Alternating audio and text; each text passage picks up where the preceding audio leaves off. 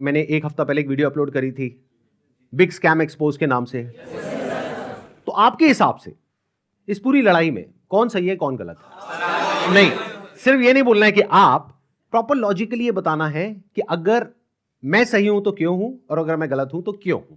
मेरा ये जो ओपिनियन है ना, वो मेरे भाई के भी एक्सपीरियंस पे बेस्ड है, ना कि जस्ट मैं आपका या किसी और का व्यू देख कर आई हूँ। बेसिकली मैंने इसको बहुत करीब से देखा है, क्योंकि जब हम 11th और 12th में थे, अभी मैं यूपीएससी कर रही हूँ यहाँ पर, तो जब हम 11th और 12th में थे तो मेरे भाई को भी ऐसे लोगों ने अप्रोच किया था, मुझे भी कई बार अप्रोच किया था। वहां पे आपने देखा होगा किस तरीके से मोटिवेट किया जाता है, कैसे एक इंसान एक को अलग सा ही इन्वायरमेंट क्रिएट कर दिया जाता है कि आपको समझ में ही नहीं आएगा कि क्या गलत है क्या सही है। वो इतने कॉन्फिडेंट हो गए, स्पेशली एक लड़की थी, मेरी फ्रेंड थी, वो मुझे बोलती थी कि तू चल तू चल।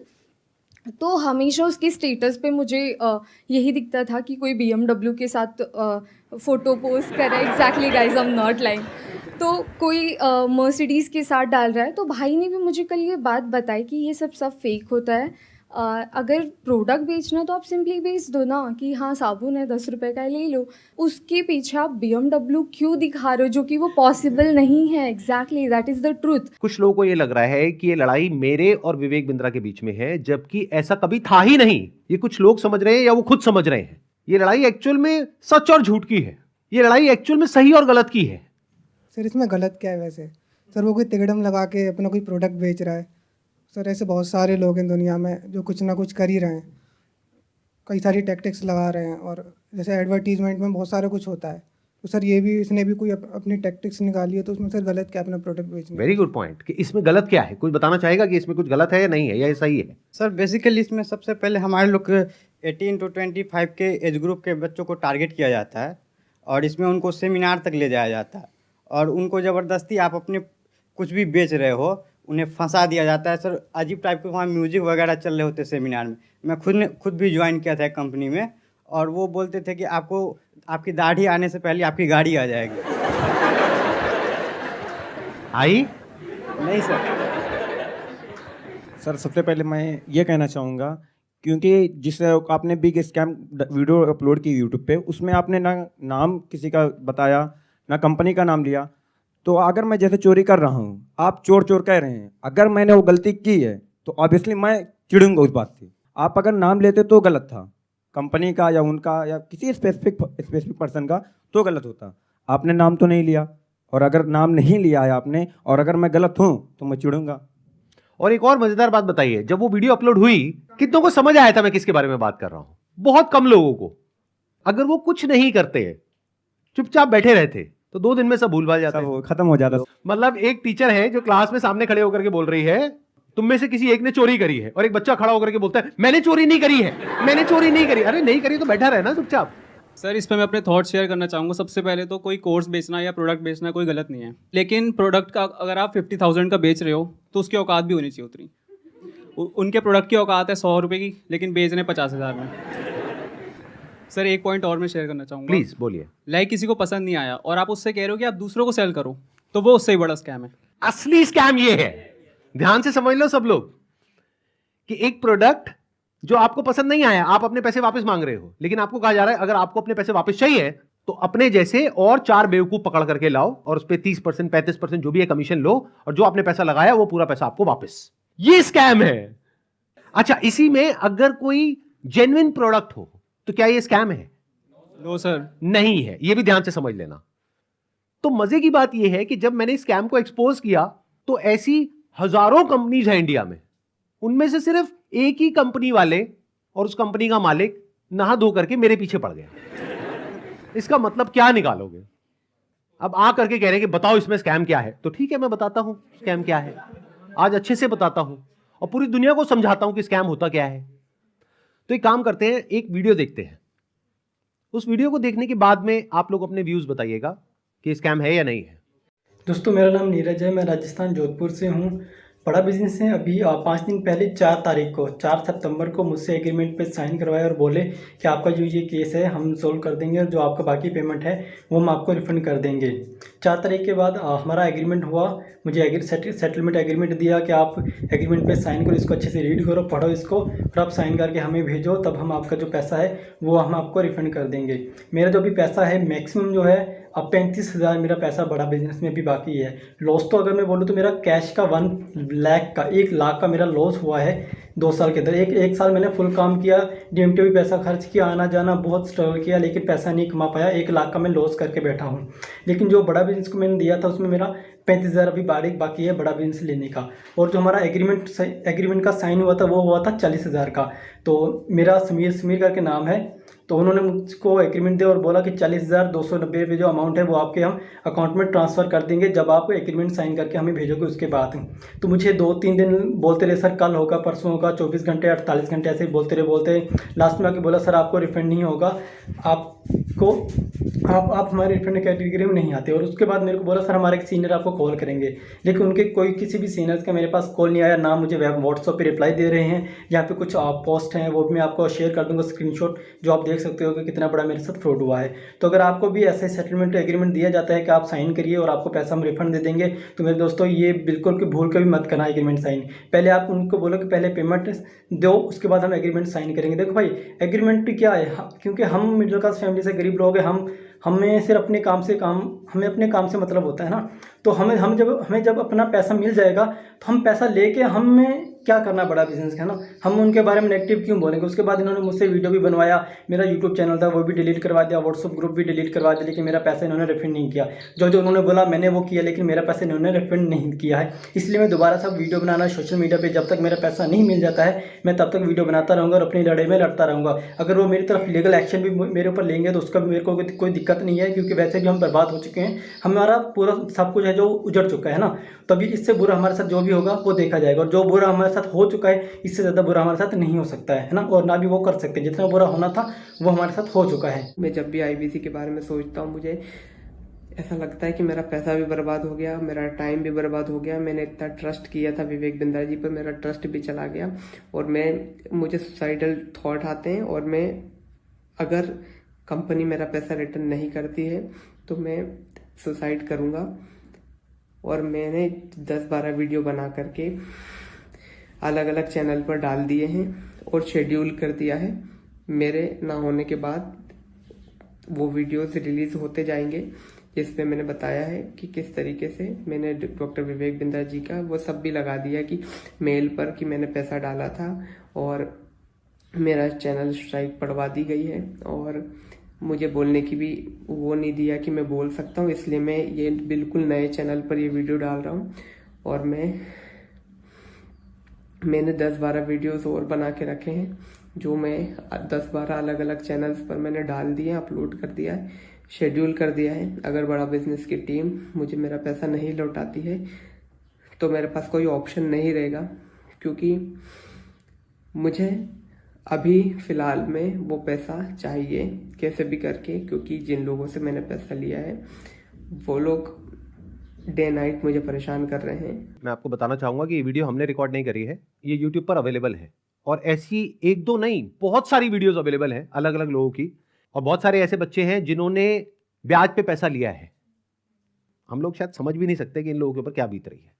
और ऐसी 1-2 नहीं बहुत सारी वीडियोस हैं, आप जा करके यूट्यूब पे सर्च कर सकते हैं। अब जरा इस इंसान के बैकग्राउंड को देखो कि इंसान है कौन। ये अपने नाम के आगे क्या लगाते हैं? डॉक्टर। जब यहां पर ये आए थे तो मुझे लगा था डॉक्टर है, लेकिन बाद में जब मैंने रिसर्च करी अभी पिछले 1 हफ्ते में ये सब जो हुआ है, तो मुझे पता लगा इन्होंने कोई MBBS नहीं किया है, इंडिया की किसी भी यूनिवर्सिटी से या US से UK से कहीं से कुछ नहीं किया है। कहां से डिग्री मिली है, कैसे मिली है, वो अगर आप थोड़ा सा रिसर्च करोगे तो आपको समझ आ जाएगा। पाकिस्तान से। किसने बोला पाकिस्तान से? देखो मैं आपको हिंट देता हूं, पाकिस्तान इंडिया का नेबर है, ऐसे ही इंडिया का एक नेबर है बांग्लादेश, श्रीलंका। अभी काम करते हैं, अब लीगली बात करते हैं कि स्कैम है या नहीं है। कि मतलब हमारी कंट्री का जो लॉ है वो क्या बोलता है, उसको स्टडी करते हैं।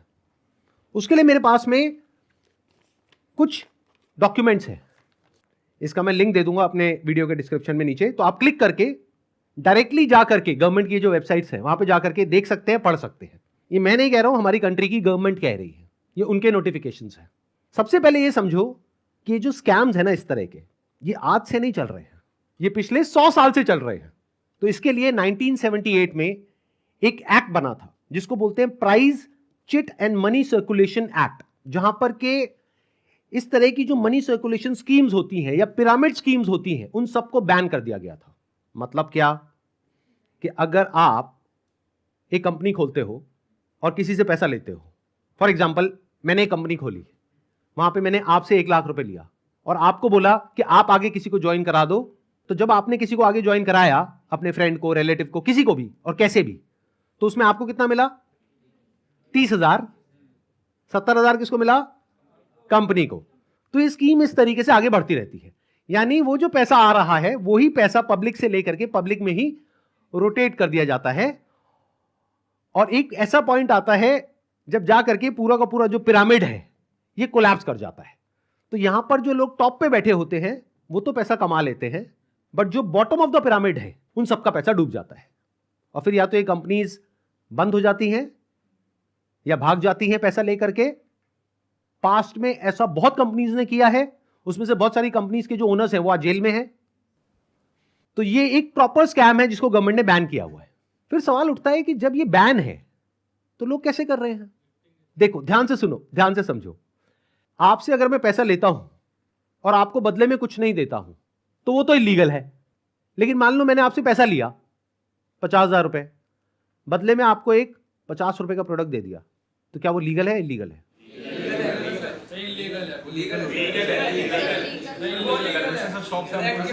हो गए ना कंफ्यूज? तो ये एक लूपहोल है, ये जो लॉ है उसके अंदर, इसको ये लोग यूज कर रहे हैं। मतलब गवर्नमेंट ने क्या कहा कि अगर आप किसी के घर का दरवाजा तोड़ते हो और अंदर जाते हो और चोरी करते हो तो आपको सजा होगी। लेकिन ये लोग क्या बोल रहे हैं कि देखो दरवाजा लिखा है, खिड़की नहीं लिखा है। खिड़की से तो हम जा सकते हैं ना। तो जो कंपनीज जेन्युइन है और जो फेक है उसमें सबसे बड़ा फर्क क्या होता है कि जो प्रोडक्ट है अगर लोग उसकी वजह से ज्वाइन कर रहे हैं और वही एडवर्टाइजिंग में कहा जा रहा है, वही उसका ओनर कह रहा है, तब तो वो जेन्युइन है। मेरे हाथ में ये रिजर्व बैंक ऑफ इंडिया का सर्कुलर है। इसमें क्लियरली आरबीआई ने यानी रिजर्व बैंक ऑफ इंडिया ने कॉशन किया है public against multi level marketing activities. इसमें मैंने कुछ पॉइंट्स को हाईलाइट किया हुआ है, उसको मैं एक बार आपको एक्सप्लेन कर देता हूं। Income under such schemes majorly comes from enrolling more and more members from whom hefty subscription fees are taken rather than from the sale of products they offer। तो ये आरबीआई का कहना है। मतलब देखना ये है क्या वो जो प्रोडक्ट है और सर्विस है उसका जो प्राइस है वो मार्केट से थोड़ा ज्यादा है या बहुत ज्यादा है। अब आपको एक बहुत मजेदार बात बताता हूं। ये सिखा रहे हैं 10 दिन का एमबीए। 10 दिन में कौन सा एमबीए होता है? मतलब इस हिसाब से आईआईएम और ये जितने टॉप एमबीए कॉलेजेस हैं उसकी प्रिपरेशन के लिए लोग कोचिंग में जाते हैं, तैयारी करते हैं कैट को क्रैक करने के लिए, उस सबकी तो कोई जरूरत ही नहीं है। साक्षात विवेक बिंद्रा जी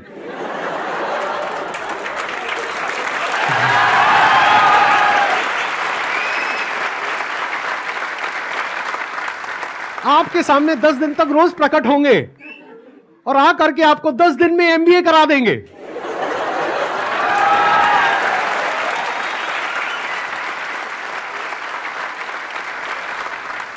प्रोफेसर साहब एक बात बताइए, आपने अपनी वीडियो में बोला कि एक इमेज मैं 20,000 रुपए की बेच रहा हूं, तो क्या वो स्कैम नहीं है? और वो 50,000 का कोर्स बेच रहे हैं तो वो स्कैम है? इसका क्या मतलब है? मतलब भाई साहब ये है कि मेरी जो 20,000 की इमेजेस हैं वो कौन खरीदता है? आप में से कोई भी है जिसने आज तक मेरी कोई भी इमेज खरीदी? Not even a single person. तो हमारी इमेजेस कौन खरीदता है? जो बड़ी बड़ी कंपनीज हैं, बड़े बड़े ब्रांड्स हैं जिनकी टर्नओवर हजारों करोड़ रुपए की है, वो 20,000 रुपए की इमेज खरीदते हैं। क्यों खरीदते हैं? क्योंकि अगर वो इमेजेस हमसे नहीं खरीदेंगे और खुद शूट करेंगे तो उनका खर्चा आएगा 5 से 10 लाख रुपए, और वो इमेज कितने में मिल गई? 20,000 रुपए में।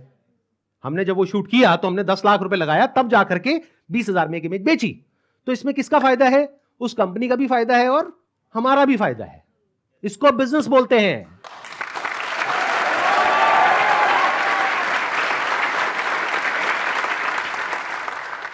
देखते हैं आरबीआई और गवर्नमेंट ऑफ इंडिया क्या कहती है उनके बिजनेस मॉडल के बारे में।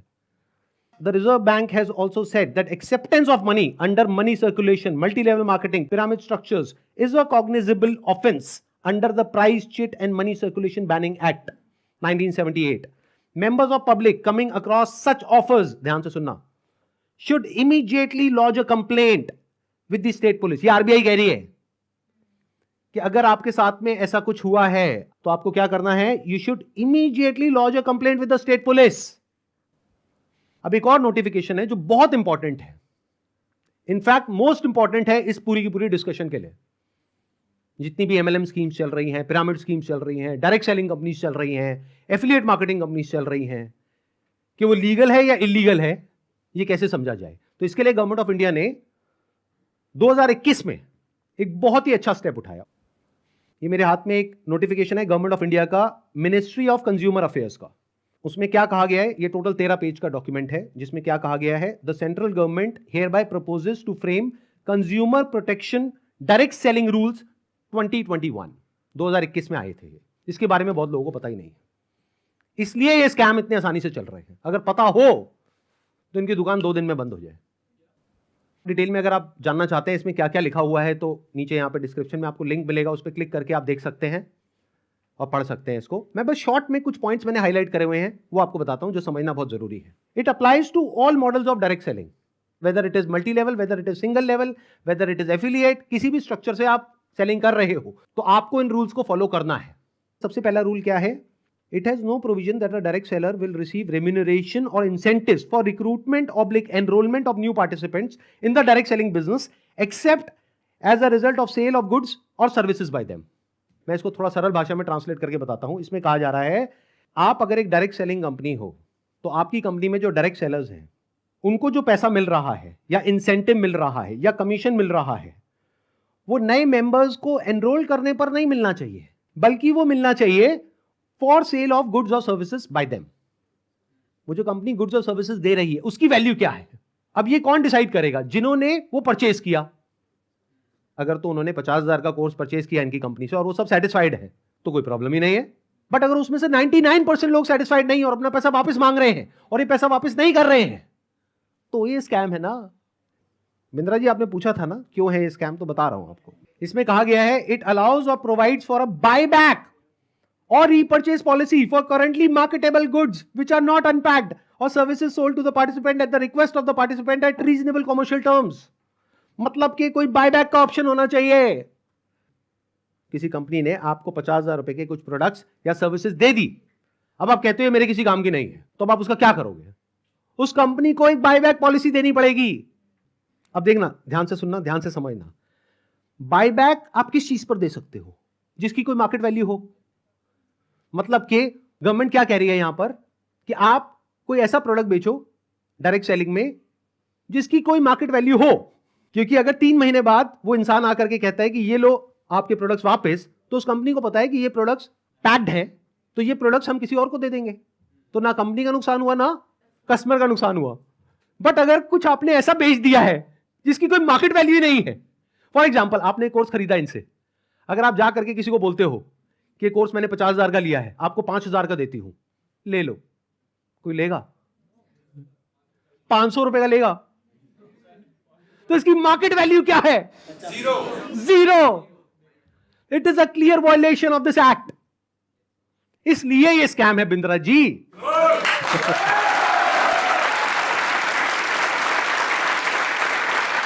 उन्होंने एक बहुत बड़ी गलती कर दी। It was never meant to be Sandeep Maheshwari versus Vivek Bindra. It was just an awareness video. जबरदस्ती आकर के बीच में छलांग मारी है उन्होंने, जबरदस्ती। मेरा मकसद सिर्फ किसी एक पर्सन को टारगेट करना नहीं है, बल्कि सबको अवेयर करवाना है कि देखो दुनिया में ऐसा कुछ हो रहा है, तो बच करके रहो। Miss selling means recklessly misrepresenting a product or service in order to successfully complete a sale. It also includes providing consumers with misleading information about a product or service. This can involve omitting key information, मतलब key information आप उनसे छुपा रहे हो about a product, or providing information that makes the product appear to be something it is not. मतलब कि अगर सरल भाषा में बोला जाए तो आप ऐसा नहीं कर सकते कि आप दिखा कुछ और रहे हो और दे कुछ और रहे हो। उन्होंने अपनी एक वीडियो में नहीं, पता नहीं कितनी वीडियोस में खुलेआम खुद उन्होंने, विवेक बिंद्रा ने खुल करके बोला है कि अगर आप महीने का 10 लाख रुपए नहीं कमा सके तो मैं आपके सारे पैसे वापस कर दूंगा। अब एक सबसे इंपॉर्टेंट क्लॉज आ रहा है, इसके बाद मैं एक वीडियो प्ले करूंगा। क्लॉज नंबर 7 का 2E एक पर्टिकुलर क्लॉज है जो सबसे इंपॉर्टेंट है इस पूरे के पूरे सर्कुलर में। इसको ध्यान से सुनना, ध्यान से समझना। A direct selling entity and direct seller shall not refuse to take back spurious goods or deficient services and refund the consideration paid for goods and services provided. इससे कोई फर्क नहीं पड़ता कि आपने उस कंपनी के साथ में क्या एग्रीमेंट किया है, फर्क इससे पड़ता है कि लॉ क्या है। फॉर एग्जाम्पल, आप किसी के साथ में एग्रीमेंट करते हो किसी का मर्डर करने के लिए, तो आप कोर्ट में जाकर के ये नहीं बोल सकते थे कि हमारा एग्रीमेंट था। क्यों? क्योंकि जो कंट्री का लॉ है वो किसी भी एग्रीमेंट के ऊपर है। The law of the land supersedes all agreements. तो आप लोग जो डर रहे हो ना कि हमने उनके साथ में कॉन्ट्रैक्ट साइन किया, एग्रीमेंट साइन किया है, अरे पहले लॉ को तो देख लो, लॉ क्या कहता है। अगर लॉ के हिसाब से वो गलत है तो गलत है, नो मैटर कि उसने आपके साथ क्या एग्रीमेंट किया है। That agreement must be in line with the law of the land. तो ये क्लॉज को मैं दोबारा से पढ़ूंगा, ध्यान से सुनना। A direct selling entity and direct seller shall not refuse to take back deficient services. Deficient word का क्या मतलब होता है? कोई भी ऐसी सर्विसेज जिसमें किसी भी तरह की कोई कमी है और जो कंज्यूमर है वो कहता है कि ये जो आपने मेरे को कोर्स दिया है या प्रोडक्ट दिया है या सर्विस दिया है ये बेकार है, किसी काम की नहीं है, तो उस कंपनी को पैसा रिफंड करना ही पड़ेगा। ये मैं नहीं कह रहा हूं, हमारी कंट्री का लॉ बोल रहा है। अब ये जो मैंने आपको कुछ पॉइंट्स बताए, इसके अकॉर्डिंग एक बार एक छोटी सी वीडियो को देखो, बड़े प्रोफेसर की,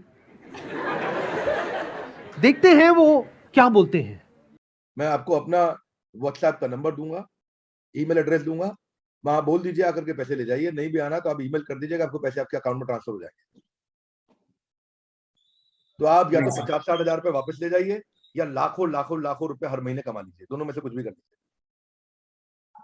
भाई अगर मैं आपको पैसा कमाने के लायक नहीं बना सका तो मेरे को क्या हक बनता है आपसे पैसे लेने का। 100% कैश बैक गारंटी, यानी कि कुछ और खरीदना चाहे अपग्रेड, लोएस्ट प्राइस गारंटी, ये कौन दे सकता है? कोई नहीं दे सकता है, इसलिए हमने ये खुल के दिया है। आपके तो रिस्क को खत्म कर दिया ना, आपसे कह रहा हूं, आपके जो रिस्क को खत्म कर दिया, आपका रिस्क तो रिवर्स हो गया, गेम चेंज कर दिया पूरा। इसीलिए अभी तुरंत फोन लगाएं और पूछे अपने काउंसलर से कि मैं अपने बिजनेस में कैसे सफल होऊंगा। अरे आपसे बोल रहा हूं, पूछने में क्या जा रहा है, पैसे तो नहीं लग रहे। हाँ, फोन करने पे पैसे नहीं लगते, पता लगाओ, अभी फोन लगाओ और पूछो भाई मेरा बिजनेस सफल कैसे होगा। अगर मैं विवेक बिंद्रा आपको आकर के प्रॉमिस दे रहा हूं 100% मनी बैक गारंटी, वो इसीलिए दे रहा हूं। हमने मनी बैक गारंटी लॉन्च करी है। What is money back guarantee? अगर कोई भी हमारे साथ आईबीसी बनता है और वो चाहता है कि मैं पैसे कमाऊं और वो हमारे साथ पैसे नहीं कमा पाता, तो नो क्वेश्चंस आस्क्ड, उसका पैसा उसको वापस कर दिया जाएगा। That's called money back guarantee. दम नहीं है किसी में ये बोलने का जो हम बोल रहे हैं। गारंटी दे रहा हूं, 10 लाख रुपए महीना पे आप पहुंचेंगे, नहीं पहुंचे तो मेरे पास आके पैसा वापस मांग लेना। बड़े बड़े क्लेम्स कर दिए, एक बार समझने की कोशिश करते हैं क्या वो प्रैक्टिकली पॉसिबल है या नहीं है। इन्होंने कहा कि मैं अगर आपको महीने का 10 लाख रुपए कमाने के लायक नहीं बना सका तो अपने पैसे वापस ले जाइए। साल का 1 करोड़ रुपए अगर ये देना चाहते हैं आप लोगों को और 1 लाख लोग इनकी कंपनी में ज्वाइन कर चुके हैं, तो कितना पैसा चाहिए? 1 लाख करोड़ रुपए। तो हमारी टीम ने क्या किया, इनके जो फाइनेंशियल्स हैं उसको चेक किया कि भाई अगर 1 लाख करोड़ देना है तो कंपनी की टर्नओवर होनी चाहिए ना 2-3 लाख करोड़ की, क्योंकि वो भी तो कमाएगी ना। उनकी टर्नओवर पता है कितनी है पिछले साल की? 172 करोड़। अगर उसमें से मान लेते 30% भी वो कमीशन देते हैं अपने आईबीसीज को, कितना पैसा उन्होंने डिस्ट्रीब्यूट किया इस स्कीम में? 50 करोड़। तो कितने लोगों के हाथ में आया 1-1 करोड़? 50 बस। और बाकी लोगों का क्या हुआ? उनके हाथ में क्या आया? 0। कि अगर वो चाहे भी तो ये जो बड़े बड़े क्लेम्स कर रहे हैं इसको पूरा नहीं कर सकते। पहले तो ये जो क्लेम्स कर रहे हैं वही सब इलीगल है। This is complete scam. अरे यही तो उन सब लोगों ने किया जो हमारा देश छोड़ करके भाग गए हैं। पब्लिक से पैसा ले लिया या बैंक से पैसा ले लिया, और जब बैंक आया पैसा वापस मांगने के लिए जो उसका हक है, तो उन्होंने कहा हमारे पास तो नहीं है देने के लिए, वो तो हमने पार्टीज में खर्च कर दिया। वो मेरी बर्थडे पार्टी थी ना, वहां पे डांस करने में बहुत मजा आ रहा था। अब हमें क्या करना चाहिए? क्या बस ऐसे स्कैम होते रहे सोसाइटी में और हम बैठ करके तमाशा देखते रहे? सर, हमें एक्शंस लेना चाहिए। फर्स्ट ऑफ ऑल एफआईआर जिनके साथ हुआ है उन्हें एफआईआर फाइल करना चाहिए। लॉ को एक बार देखना चाहिए। नहीं समझ आ रहा है तो जिसको समझ है लॉ की उसके पास जाना चाहिए, उससे समझना चाहिए। एंड पिटिशन नाम की चीज़ होती है, पब्लिक इंटरेस्ट लिटिगेशन, तो वो फाइल करनी चाहिए उनके खिलाफ, जिससे जो ये स्कैम्स हो रहे हैं वो ख़त्म हो। बिकॉज मॉरली ये मतलब गलत है। जिनका पैसा जा रहा है वो डिप्रेशन में जाके गलत कदम भी उठा सकते हैं, एंड इससे हमारे देश का यूथ ख़त्म होता जा रहा है जो इस देश को आगे लेके जाएगा। सो जो लीगल एक्शंस हैं वो लेने चाहिए। इस एक्शन को हम दो कैटेगरीज में डिवाइड कर रहे हैं। एक वो जिनके साथ में स्कैम हुआ है, एक वो जिनके साथ में नहीं हुआ है। मान लेते हैं 1 लाख लोग हैं जिनके साथ में स्कैम हुआ है, यानी कि उनका पैसा ये कंपनी मार करके बैठी है और वापस नहीं कर रही है। तो उन्हें क्या करना चाहिए? सबसे पहले जा करके एफआईआर करनी चाहिए। अगर वो पुलिस वाले एफआईआर नहीं करते हैं तो उनको सारे सर्कुलर्स दिखाने चाहिए कि भाई आरबीआई ने कहा है, आप ये लिख करके दे दो हमको कि आप एफआईआर नहीं कर सकते इनके अगेंस्ट।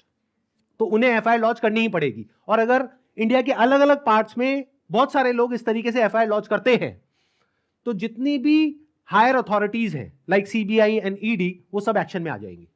मतलब उनको भी आइडिया लगेगा कि ये कोई छोटा मोटा स्कैम नहीं है, 500 करोड़ का स्कैम है, छोटा अमाउंट नहीं होता है। और ये पैसा किसका है? पब्लिक का है। और पब्लिक में भी एक बार को मान लो किसी 50-60 साल के आदमी का होता तो मुझे इतना दर्द नहीं होता।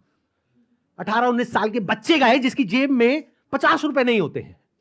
तो पहला क्या है, अगर आपके साथ में ऐसा कुछ हुआ है तो नंबर 1 एफआईआर लॉन्च करो। नंबर 2, अभी तक मैं इसमें डायरेक्टली इन्वॉल्व नहीं था लेकिन अब हो गया हूं, तो अब आप लोग अकेले नहीं हैं। मेरा एक सिंपल सा प्लान है कि मैं अपने चैनल पर मोनेटाइजेशन ऑन करूंगा। वहां से मेरे पास में कुछ पैसा आएगा। मान लो 2-3 महीने में मेरे पास में 1 करोड़ रुपए आ जाता है। तो इस 1 करोड़ को मैं यूज करूंगा इंडिया की सबसे अच्छी लॉ फर्म को हायर करने के लिए, जो कि इन लोगों को रिप्रेजेंट करेगी जिनके साथ ये स्कैम हुआ है। उसका पैसा कहां से आएगा? मेरे चैनल पे जो एड्स रन होंगी अगले 2-3 महीने तक, वहां से आएगा। अगर उस पैसे की मुझे जरूरत पड़ी तो, अगर उतना पैसा मैं खुद अरेंज कर पाया तो मैं एड्स ऑन नहीं करूंगा।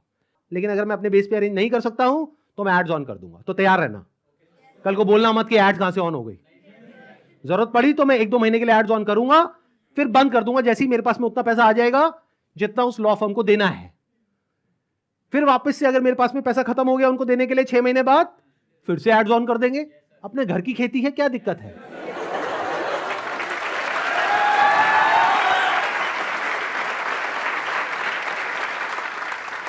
तो अब आप लोगों को क्या करना है, जिनके साथ में स्कैम हुआ है हमको ईमेल करिए। हमारा एक ईमेल आईडी है legal@sandeepmaheshwari.com। और आप लोग क्या कर सकते हैं जिनके साथ में स्कैम हुआ है, आरबीआई का हम एक लिंक यहां पर नीचे डिस्क्रिप्शन में पोस्ट करेंगे। एक तो इन सर्कुलर्स का, प्लस आरबीआई के जितने भी ऑफिसेज हैं अलग अलग स्टेट्स में, वहां पर जो उनके रिप्रेजेंटेटिव्स हैं उनका। तो आप क्या कर सकते हैं जिनके साथ में ऐसा कुछ हुआ है, एक लेटर लिखिए छोटा सा, उसमें जो भी मन में है इंग्लिश में हिंदी में लिख दीजिए कि आपके साथ में ये हुआ, ये हुआ, ये हुआ, ये हुआ, और आपको अपना पैसा वापस चाहिए, लेकिन वो पैसा वापस नहीं कर रहे हैं। और साथ में सारे जो प्रूफ्स हैं, जो भी आपने पेमेंट करी, जो भी आपका रजिस्ट्रेशन नंबर है, वो सब अटैच करिए। इसको पोस्ट करिए, एक आरबीआई में और एक मिनिस्ट्री ऑफ कंज्यूमर अफेयर्स में।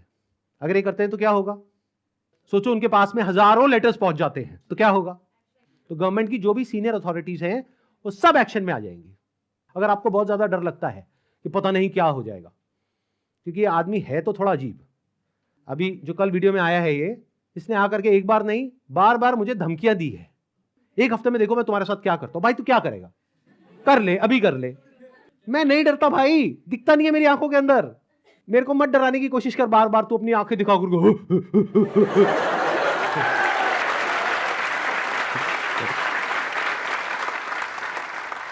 अगर मेरे को एक्चुअल में कुछ हो गया अगले 1 हफ्ते में, तो सारा शक किस पे जाएगा?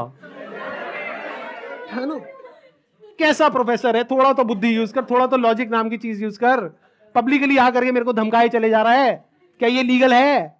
अच्छा, एक चीज ध्यान में रखनी है आप लोगों को जिनके साथ भी स्कैम हुआ है, चाहे आप हमको ईमेल कर रहे हैं, चाहे आप कहीं पर भी इस तरह से लेटर भेज रहे हैं या ईमेल्स भेज रहे हैं, जहां भी आप भेज रहे हैं, जो भी प्रूफ है पेमेंट का वो साथ में अटैच करिए और अपनी कॉन्टैक्ट डिटेल्स प्रॉपर तरीके से दीजिए, क्योंकि अगर आप हमको ईमेल कर रहे हैं तो हमारी लीगल टीम आपको कॉन्टैक्ट करेगी आपके फैक्ट्स को वेरीफाई करने के लिए। तो ये हो गया एक कैटेगरी उन लोगों की जिनके साथ में स्कैम हुआ है। अब बात करते हैं बाकी के लोग, जो आप लोग हो। क्या आप जेन्युइनली कुछ करना चाहते हो? कितने हैं जो जेन्युइनली कुछ करना चाहते हैं? तो एक हैशटैग है जिसको बहुत तेजी से हमको स्प्रेड करना है। मतलब कि जब ये वीडियो अपलोड होगी उसी दिन ये हैशटैग हर जगह ट्रेंड करना चाहिए। हर यूट्यूब के कमेंट सेक्शन में, ट्विटर पर, इंस्टाग्राम पर, हर जगह इसके बारे में बात होनी चाहिए। उसके पीछे क्या वजह है? क्योंकि जैसे ये वीडियो अपलोड होगी उनको समझ आ जाएगा कि अब उनके लिए सारे दरवाजे बंद हो गए हैं, and it is just a matter of time जब उनके अगेंस्ट बहुत बड़े लेवल पर लीगल एक्शन होने वाला है। तो वो क्या करेंगे? वही जो पास्ट में ऐसे सब लोगों ने किया, वो देश छोड़ करके भागेंगे। इसका टाइम नहीं देना है। तो वो कब हो सकता है? जब आरबीआई के जितने भी सोशल मीडिया पेजेस हैं, मिनिस्ट्री ऑफ कंज्यूमर अफेयर्स के जितने भी सोशल मीडिया पेजेस हैं, वहां पर सब जगह ये हैशटैग ट्रेंड कर रहा हो, तो क्या होगा? इमीडिएटली उसके ऊपर एक्शन होगा। तो अब इनको रोकने का क्या तरीका है? एक हैशटैग है, ध्यान से सुन लो इस हैशटैग को, और ये यहां पे आ भी जाएगा नीचे और वीडियो में भी दिख रहा होगा आपको। Hashtag stop Vivek Bindra. रोको इसको भाई।